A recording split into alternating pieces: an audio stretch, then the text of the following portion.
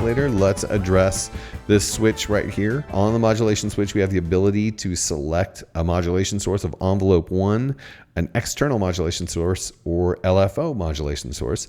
And we are making this decision about what's going to be modulated, what's going to be the source of modulation, so that we can then make a decision about how it modulates oscillator 1. We have the option of envelope 1, which is down here, and this is the amp envelope. So the amp envelope will also control the frequency of VCO1 if we set it there, or its pulse width. External source, whatever we plug into the external source will control the frequency or the pulse width, or we can switch it over to LFO. So let's do all of those things, but let's start off with frequency. We'll turn it all the way to the left, so we'll get a crazy frequency modulation. We don't have anything plugged in externally right now, but we will later when we talk about the modular section. Let's switch to envelope 1.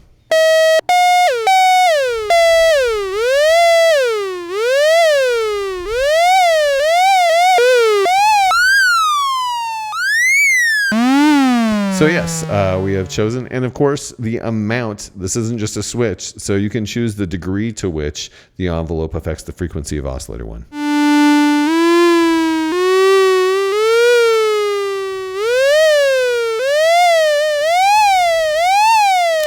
So you have some options there. Now we can also switch it over to pulse width.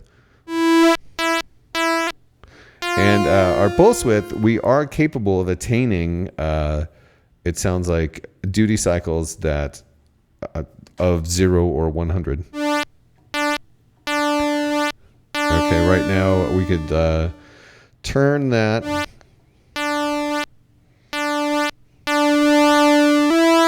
We'll turn the pulse width till we get to a point where we're not going to what it sounds like is 100% duty cycle, which is silence.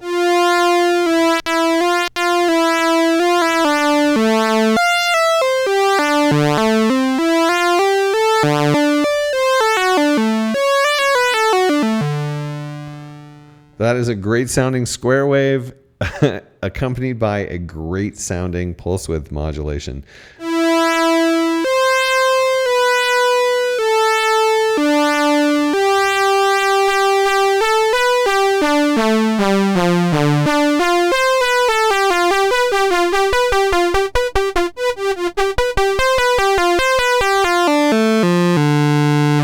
Just gorgeous. I really like that.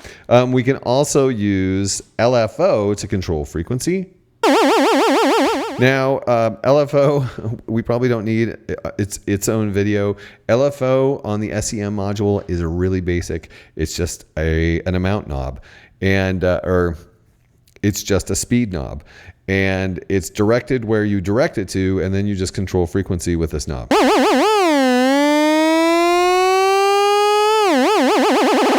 So that's us modulating the frequency of VCO1 with the LFO.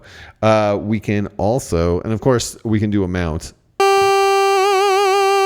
we can just get like a vibrato effect.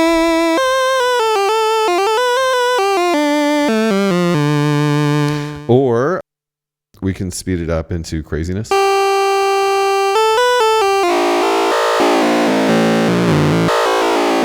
that has a decent range. It does sound like it goes a little bit into the audio range.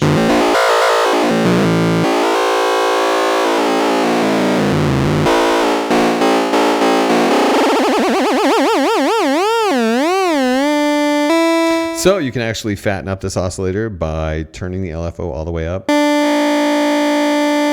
a little bit of grunge there.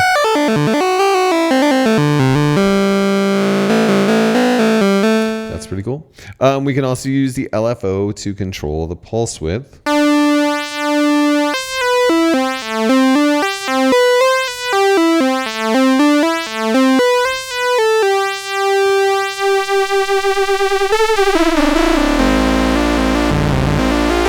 Go way the heck up there as far as the LFO frequency.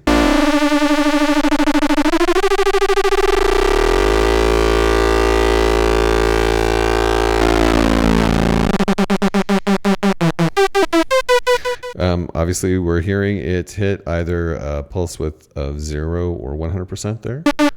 But you can back it off and adjust where the spread is on the pulse width.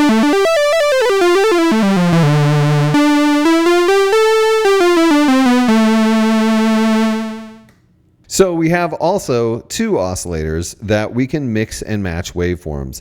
Right now we have oscillator 1 set to the pulse width, to a pulse. We can bring in oscillator 2 in a saw.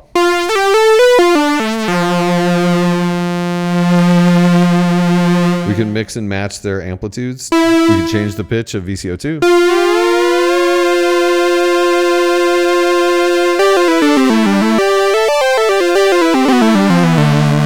VCO2's modulation option is envelope 2, so you can actually have different envelopes for each oscillator, which is pretty cool.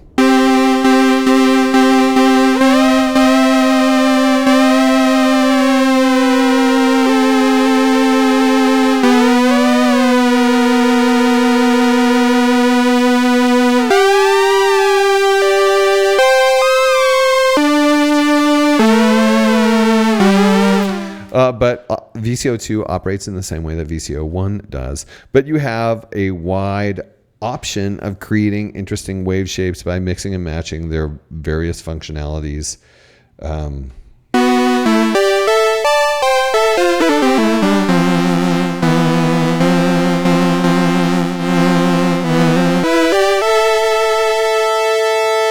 Like, for example, right now I have the LFO modulating the pulse width of oscillator 1, and we can switch into pulse wave for oscillator 2.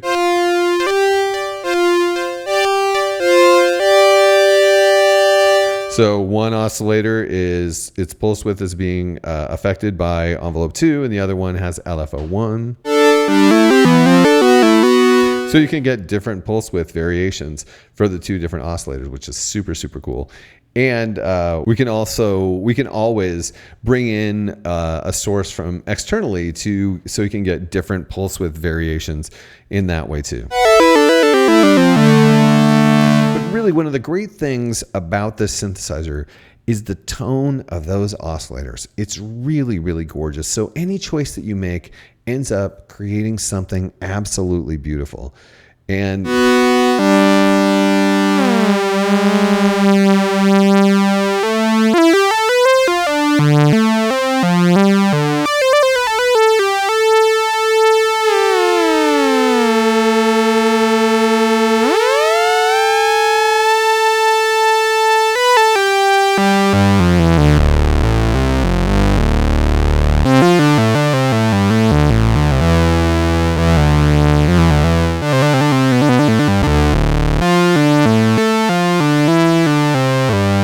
can't get enough of those saws, but the pulse, the square wave, is just as pretty.